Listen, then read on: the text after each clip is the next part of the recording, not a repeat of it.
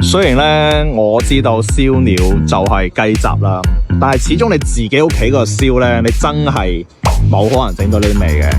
上次喺東莞石龍就食過一次啦，今日嚟蘭城呢一間網紅店吓，山抄啊燒鳥場呢間真係網紅店啊，book位超級難 book，今日真係 book 到位啦，過嚟試試先。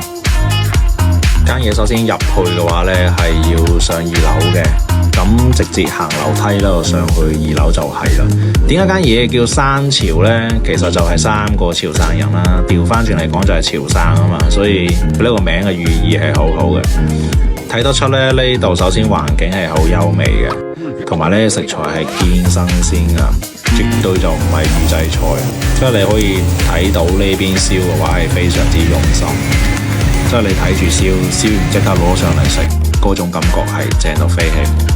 最主要呢邊啤酒係飲啊，大佬佢嗰邊係生啤嚟噶，好綿嗰啲感覺。即係你約上3、5知己喺度舉杯暢飲嘅話呢，不失為一件美事啊！任飲嘅啤酒，再加新鮮嘅燒鳥，仲唔值得你過嚟玩一轉？山潮燒鳥店等緊你嚟。